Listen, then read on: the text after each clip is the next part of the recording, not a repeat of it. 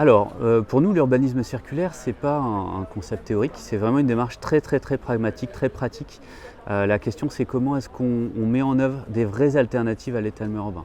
Nous, on est parti du constat qu'un des vrais sujets de durabilité de nos villes, c'est finalement la façon dont on les conçoit, on les construit avec un problème fondamental qui est l'étalement urbain, qui est sans doute l'essentiel des impacts.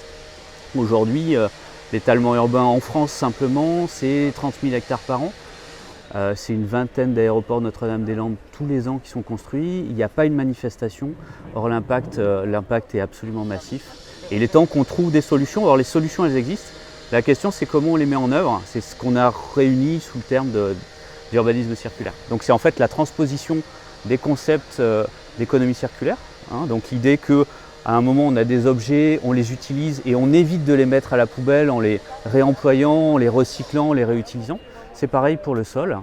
On prend des sols agricoles aujourd'hui, 30 000 hectares par an, on les transforme pour construire. C'est 60% de la construction en France qui se fait sur des sols qui étaient des sols essentiellement agricoles avant, des sols qui sont artificialisés pour ça. On a en général un seul usage et ensuite on passe à l'état de friche, à l'état de sol délaissé. La question, c'est comment est-ce qu'on crée les cycles. Donc pour nous, on a 3 cycles principaux derrière lesquels on a énormément d'expériences, de prototypes, de pionniers. Et on veut montrer que ça, on peut aujourd'hui le généraliser dans la façon de faire la ville. Donc c'est intensifier les usages, c'est transformer l'existant et puis c'est recycler les espaces qui n'ont plus d'utilité.